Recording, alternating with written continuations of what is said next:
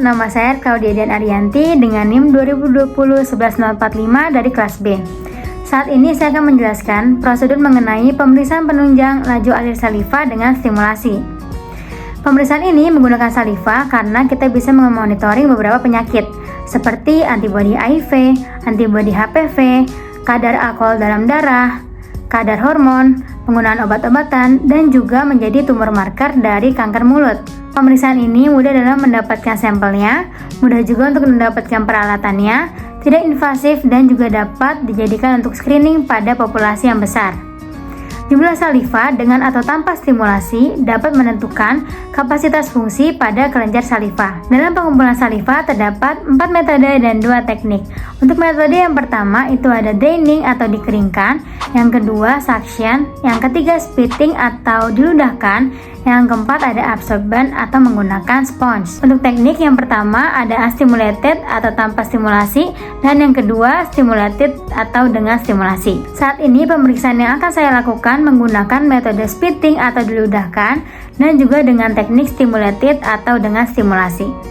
Spitting itu sendiri merupakan pengumpulan saliva lalu diludahkan ke dalam wadah yang bertakar setiap 1 menit dan dilakukan 5 kali selama 5 menit.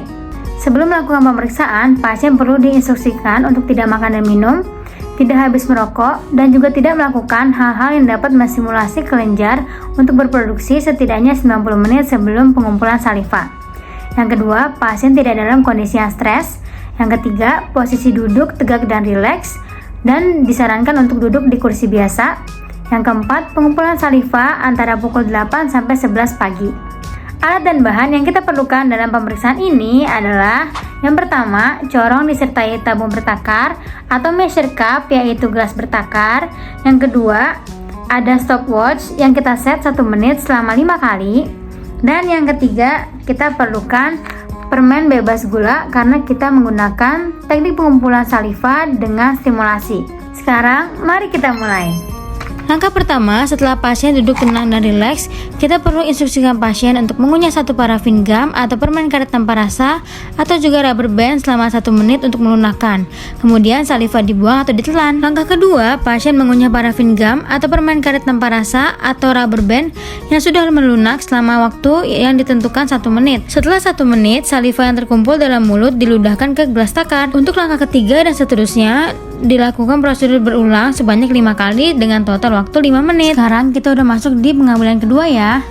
Setelah kunyah selama 1 menit, ini dia pengambilan ketiga. Lanjut, kita kunyah lagi selama 1 menit. Hasil yang terkumpul jangan lupa diludahkan ke gelas takar. Ini dia pengambilan keempat.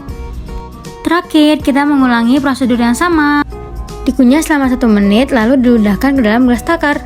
Setelah pengumpulan saliva selesai, mari kita lihat hasil saliva yang terkumpul pada gelas takar. Untuk hasil yang saya dapatkan selama 5 menit itu sebanyak 10 ml. Lalu kita hitung rata-ratanya dengan cara 10 ml dibagi 5 menit dan didapatkan hasil 2 ml per menit.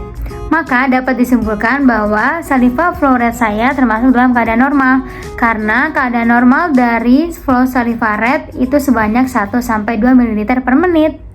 Sekian video prosedur pemeriksaan penunjang laju alir saliva yang saya buat. Semoga bermanfaat. Terima kasih.